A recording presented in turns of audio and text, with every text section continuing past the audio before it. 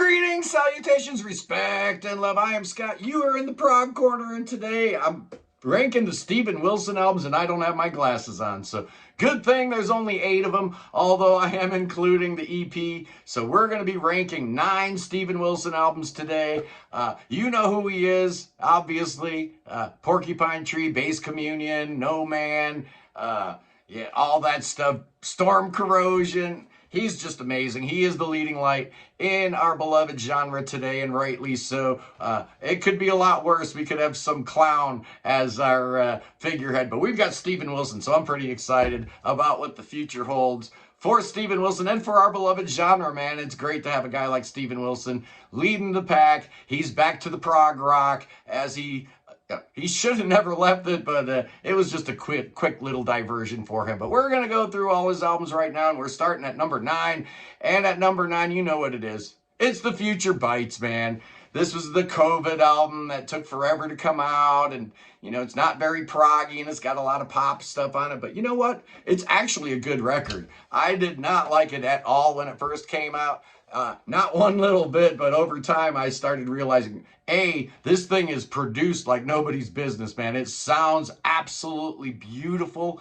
And 2, some of these songs are really, really good. I really like 12 Things I Forgot About You. I really like that Personal Shopper song. He got Elton John on the album. How do you get Elton John on your album, right? Unless you're Britney Spears. You know, Steven Wilson can just go, hey, Elton, why don't you come on my album? Okay, no problem. Neil Morse couldn't do that. I doubt Dream Theater could get Elton John on an album, but you got Michael Spearman on drums. Richard Barbieri shows up here. Nick Baggs, Adam Holtzman. Personal Shopper, like I said, I love that track with Elton John. And The Count of Unease, that final track, I guess Steven Wilson decided the album needed one more track to make it, you know, a better thing. And absolutely, that album absolutely needs that track. It makes it a pretty good album at number 8.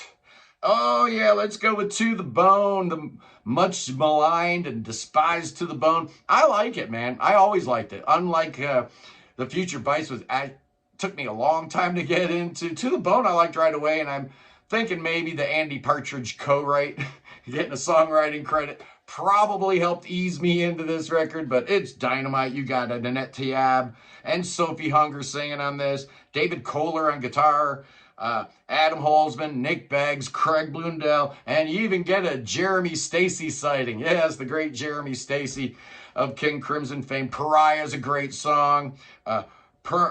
Permeating is great.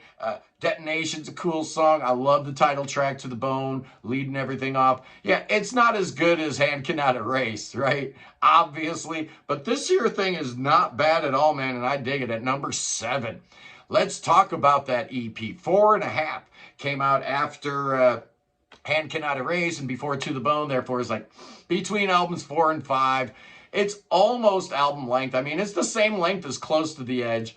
So I'm definitely including it here. You've got like all the people that were on Hand Cannot Erase and the Ravens. So you've got Chad and Marco and Craig on drums. You got Theo and you got Nick and you got Adam. You got Guthrie Govan on one track here.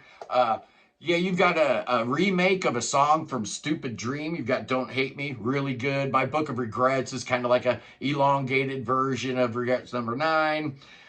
Sunday Rain, obviously a track left off of Hand Cannot Erase, and Year of the Plague, clearly off the Raven, but I really like how this thing flows. It shouldn't work, you know. It's like an odds and sods record, you know, different things and live bits and, you know, outtakes. But I think it's absolutely stunning. I think it's really, really cool. At number 6, let's talk about the debut album, Insurgentes, from 2008. This is primarily Steven Wilson with Gavin Harrison and Theo Travis. You got Tony Levin on a couple tracks. He's on No Twilight Within the Courts of the Sun, which is easily the best song on the album here.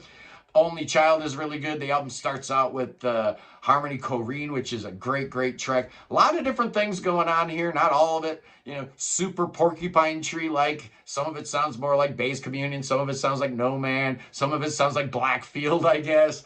But there's a couple spots where you absolutely know who you're listening to. You know it's a Steven Wilson record as soon as you put it on.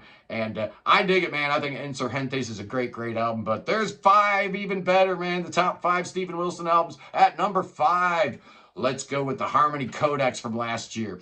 I dug this album. I think it's really cool. To me, it kind of functions like as a greatest hits, like everything that Steven Wilson does well, from the short little, progressive pop tracks to the more electronic experimental things to, the proggy workouts. It's all right here on one record. So if you like any era of Steven Wilson, you're going to find something to like on the Harmony Codex.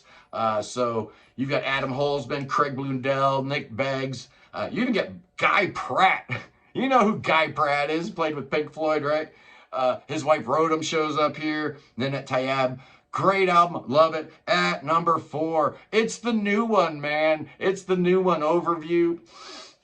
Yeah, I know Notes Reviews just did a reconsideration episode over on their channel talking about maybe they were a bit too hard on this album originally. And I feel like maybe I fall into the same category. Maybe, the files that I were sent weren't pristine. I'm beginning to realize that sometimes when the labels send your boy files to review, sometimes they're crappy, man. Sometimes they're not good quality, and I think that's what happened with me. I don't think I got good quality files for the Overview when I reviewed it. I've got it now, so I can actually, dive into it a little bit more and understand it a little bit more. That maybe it's a little better than I thought. Obviously, I prefer side 1.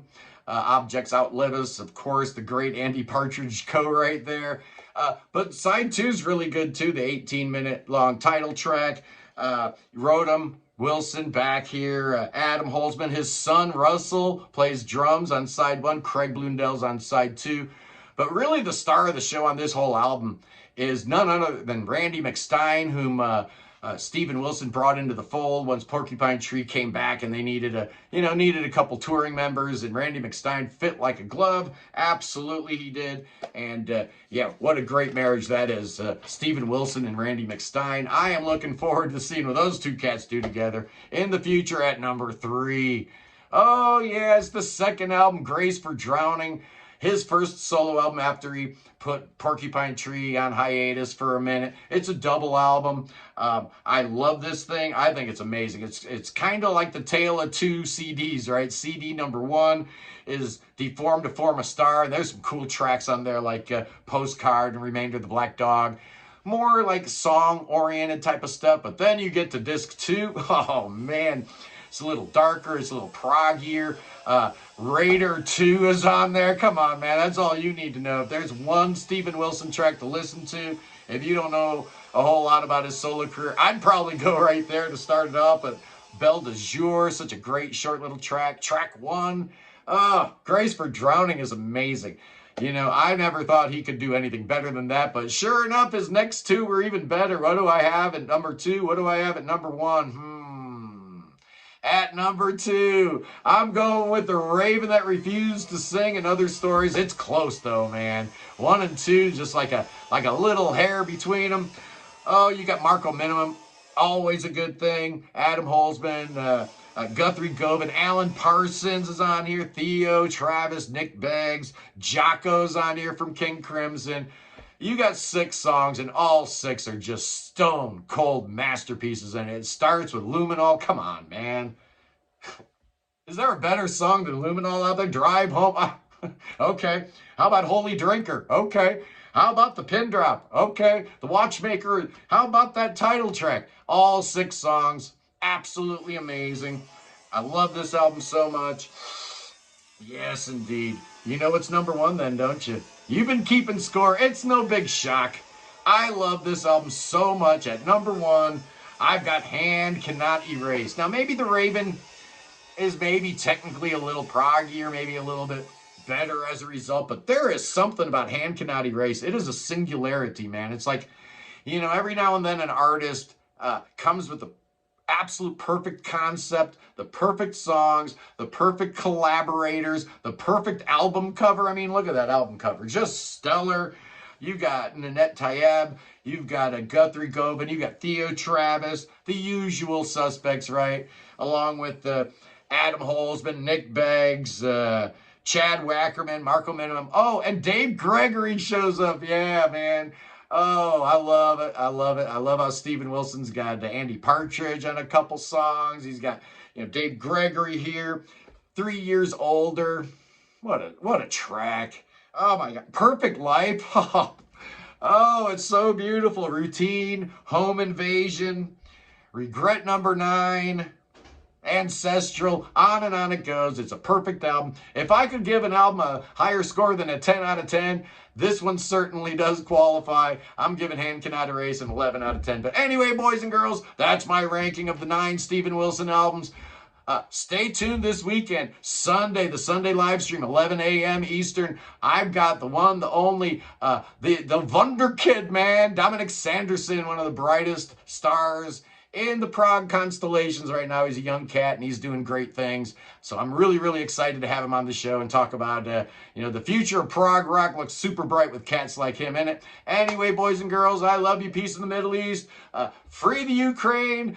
Free everything. Free your mind. Free beer. Yeah, that sounds like a good idea. Free Willie. Maybe not such a good idea. And God save the king. Save King Chucky. Save King Charles III. That boy could use your saving. Bring that boy all the way to America. Bring him to America. Yeah, we'll teach him how to be a tyrant. We'll teach him how to be a king. Donald Trump will teach him up real good. Oh, yes. And then you know what we got for him? We got snakes. Oh, no. We got snakes for the king. Oh, look out, King Chucky. Them snakes are going to get you. I love you guys. I'll see you Sunday. Peace. Peace in the Middle East.